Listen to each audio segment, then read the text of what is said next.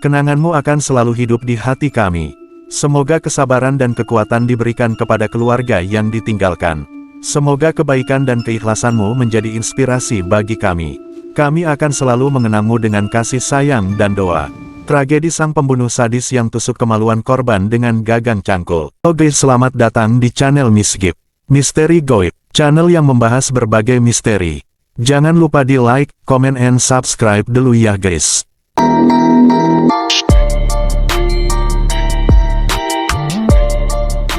Pembunuhan paling sadis di Tangerang, dengan kondisi korban, gagang pacul dimasukkan ke dalam kemaluan gadis, akhirnya terungkap.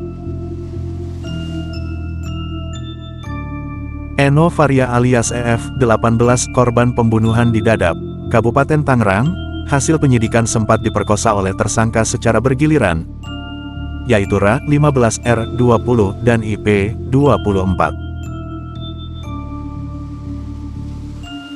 Korban dibekap pakai bantal oleh salah satu tersangka hingga lemas. Setelah lemas, mereka memerkosa korban secara bergantian, tutur Kasat Reskrim Polres Metro Tangerang, AKBP Sutarmo, Senin, tanggal 16 Mei tahun 2016. Lalu, para pelaku membunuh pelaku dengan cara menancapkan pacul ke bagian alamat kelamin korban. Fakta mengerikan dari kepolisian yakni saat pacul ditancapkan, ke dalam kemaluan, Eno Faria masih dalam keadaan hidup. Semula ketiga pelaku ingin membunuh korban menggunakan pisau. Namun, karena tak ada pisau, dan hanya menemukan pacul, maka benda itu digunakan untuk menghabisi nyawa korban. Saat salah satu tersangka mengecek ke dapur untuk mencari pisau, ternyata tak ditemukan. Lalu, tersangka keluar kamar untuk mencari benda lain selain pisau dan berhasil menemukan cangkul yang berada tak jauh dari kamar korban. Pacul itulah alat yang digunakan ketiga tersangka untuk menghabisi korban, tambahnya. Selain membawa terduga pelaku, aparat kepolisian turun menyita barang bukti. Barang bukti itu dibawa menggunakan mobil double cabin dari Polsek Teluk Naga. Sebanyak 3 orang aparat kepolisian terlihat merapikan barang bukti yang ditaruh di depan kantor Subdirektorat Reserse Mobile Resmob di Treskrimum Polda Metro Jaya. Para tersangka diduga membunuh EF karena permasalahan asmara. Ketiga tersangka adalah Ra, 15, R, 20, dan IP, 24. Mereka mengenal EF. Menurut pengakuan para tersangka, mereka bekerja sama saat membunuh EF. Mereka saling mengenal dengan korban. Yang bersangkutan dengan almarhum saling kenal, kata dia. Awi menambahkan, pelaku berusia lebih muda daripada korban. Status pelaku itu masih pelajar SMP. Pada waktu yang sama, aparat kepolisian turut membawa Mahfudoh, ibu kandung Eno, dan Dita, kakak kandung Eno.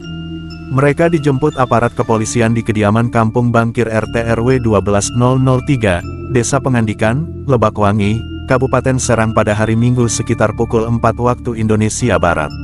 Aparat kepolisian tak menjelaskan kepada mereka tujuan membawa ke Mapolda Metro Jaya.